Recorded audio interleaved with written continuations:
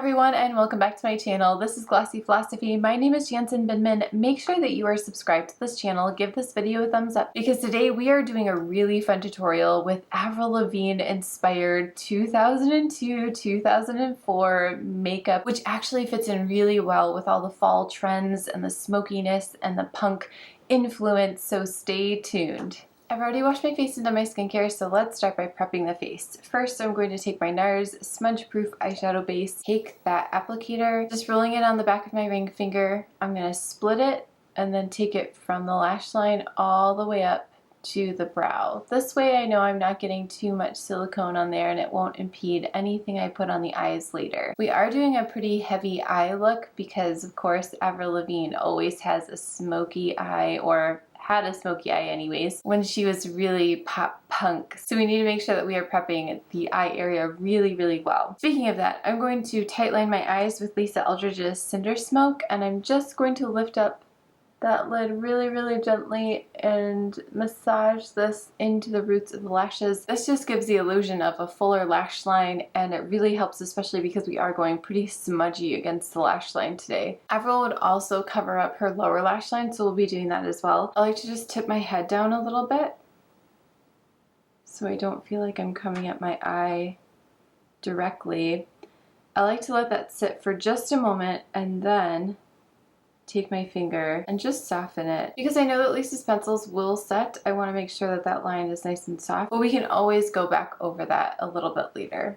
So same thing on the other side. The next thing I'm going to do is take my corrector from Bobbi Brown, and using the back of my ring finger again, I'm just going to start tapping that in underneath the eye. Of course, because we are doing a heavier eye look, I don't want to do my concealer right away, but I do want to make sure that I'm camouflaging any darkness, any purple or blue that's kind of peeking through, because that will really dictate what the rest of the eye looks like. I can always brighten it up later, but it's a good idea to get rid of as much discoloration as you can initially. So that's really it for the prep stages. You can always put on a primer if you want to, but I would wait, if you're using a primer, to use that right before your foundation instead of putting it on the skin, doing your eye makeup, and then going in with your primer. It doesn't usually work as well. I like putting the prep step on right before I put on the other thing, unless it needs time to dry. So we are using a bunch of MAC shadows today, really focusing in over here. Everything will be listed below and also in the description bar if you have any questions on names or anything like that. I'm going to start with Kid on my 201, so I'm just saturating my brush as much as I can, and I'm just going to take that from that outer third, and I'm definitely going to sweep it onto the crease, but because my brush is so fluffy, it's going to scatter that product around, so I'm not looking for a super saturated Kid look right now. What I'm really doing is just laying down kind of the groundwork. I'm getting used to the pressure that I need in order to get the payoff that I want. So I like this initial step a lot, especially when it's really early in the morning, because sometimes, you know, it takes us a while to wake up, and it's nice when you have a shadow that doesn't play a huge role in the end product, but helps kind of with the building blocks of the look, because you can really figure out if you're pressing too hard with your shadows or if you need to lighten up, if you're thinking about why didn't I get more sleep, you know, all of those things, they happen. Maybe you've got little ones kind of running in as you're also doing your makeup, things like that. I'm going to combine two shadows on my 217, Finjin and Swiss Chocolate, just on the tip of my brush. With my 201, I like to saturate most of the tip and then also a little bit of the sides. With my 217, I like to saturate the tip, and I'm going to start creating more of that smoky Avril eye. I am going to be going in with that Kajal liner from Victoria Beckham along the lash line, but I need to start building in those shadows really well. Now it's interesting because when I'm looking at pictures of Avril Lavigne around like 2002 to 2004, it feels like a very simple, basic, smoky eye. So we don't want to go too overboard. It feels like she just kind of brings it out a little bit more and goes really heavy on the liner. So that's what we are going to try to focus on. We're going to try not to make it too dark. It really feels more about the liner than it does about the eyeshadow smokiness. So this is a really great one if you are new to smoky eyes, or you're feeling a little unsure, or maybe you just really love that liner look. And I've said this a lot last year in my makeup tutorials, but you do want to make sure that you are relaxing your face as much as possible because makeup looks so different from the surprise look versus just relaxing that forehead and making sure that everything is in its normal place. So I brought that out just a little bit higher, and now I feel like I need to go in with a clean brush. So this one is from Sonia Kashuk. It's the Tapered Crease, and it's always nice to have probably 3 eyeshadow brushes, if not more, when you're doing a look like this, because it's really great to have just a clean brush that you can really blend out the edges of that eyeshadow. So now we're going to catch up the other eye and make sure that everything is nice and symmetrical, and then we'll kind of go back in with the liner. Before I go in with the liner, I want to make sure that I'm doing my brows because this smoky eye is starting to build, and I want to make sure that I'm not getting intimidated just because part of the rest of my face isn't quite done yet. So I'm going to go in with my brow definer in Ash Brown. Now we started to balance that out between the brows and the eyes, so now I'm going to go in with my smudgy Kajal liner and literally smudge that into the lash line.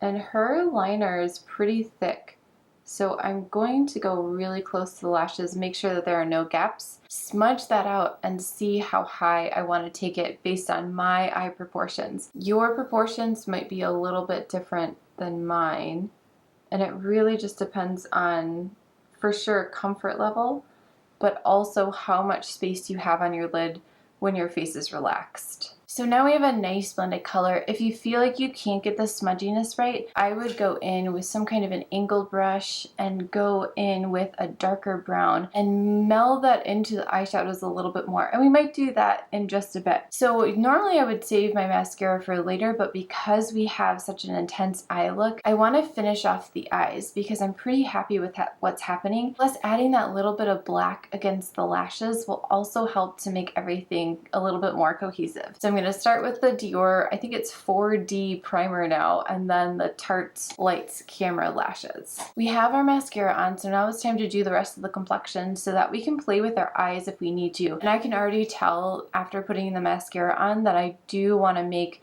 this come out just a little bit more in order to combat that liner and the mascara. Let's start with our foundation, which is Lisa Eldridge's in number 11. I'm trying out this shade because my number 9 was feeling a little light, and I wanted something that had a little bit more golden undertone instead of a neutral undertone. So we're going to try this one out today, and I think it's going to be a winner. My Lisa Eldridge brush is quite dirty from some makeup testing I was doing earlier, so I popped back into my 55, and it works a treat. Just like Lisa's, it's just a little bit different. With this one, instead of doing all those swiping motions, it is kind of nice to be able to do kind of a bouncy motion. It's almost like a poof.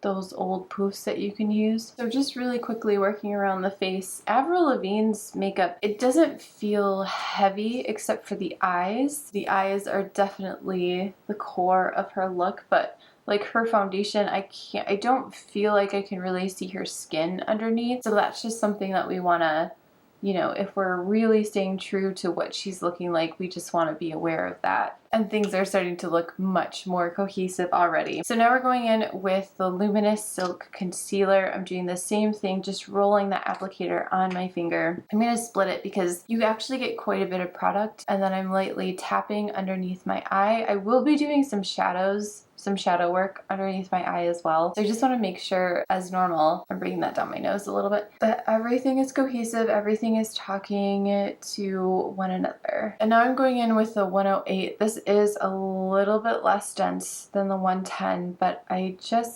don't want so much product buildup underneath my eyes right now. With the weather how it is, I just feel like by the end of the day I'm kind of melting, and I'm going to rehearsals under different lighting conditions, so we're just going for longevity. Okay, now we are ready to powder, and I actually have a new powder that I'm really liking. This is the Fenty powder in Butter, so number 2. I've already dispersed a little bit in my cap. I'm going to use my really big brush, and I'm just going to morph it around my face. I was starting to feel like some of my other powders were drying me out. I'm just having, I don't know, this really weird skin thing happening all of a sudden where I'm drying out very intensely throughout the day. So I needed to switch up my powder because it just wasn't working. And the Fenty seems to be doing a really good job of not feeling like I'm losing all of the water buoyancy that's in my face. So before we go back in with the eyes, I'm going to go in with my blush, which I will list down below, and just putting a little bit. It never looks like Avril has a ton of cheek on, but it just feels a little strange to me to not have a little bit of something right there. Her lips usually match what's going on with her eyes, so we're going to go in with Kitten Mischief because, again, we don't want to steal the show from what's happening with the eyes. So now we're going to go back in. We're not really amping anything up, we're just kind of dragging it out a little bit more. So I'm going to resaturate my 217 with the same 2 shades, and I'm just going to bring that out a little bit because we're not doing a kitten flick. Avril didn't do kitten flicks, just it wasn't a thing at that moment. But she did connect her lower lash line with her upper lash line. So we want to make sure that we're staying true to that. And then I'm grabbing my Sonia Kashuk as well and just making sure that everything is nice and soft. And that is the finished look. Thank you guys so much for watching this Avril Lavigne smoky punk inspired tutorial. It is a great one for those of you who are a little bit more new to smoky eyes because there's only a few shadows and it's a lot of blending, so it'll help you with your blending and it's not overwhelming with the amount of shadows that we're doing. I do fashion videos every Wednesday, beauty videos every Friday. Make sure you are following me on Instagram and watching the shorts in between the longer videos for before and afters and lots of outfit inspiration. And I will see you next time. Bye.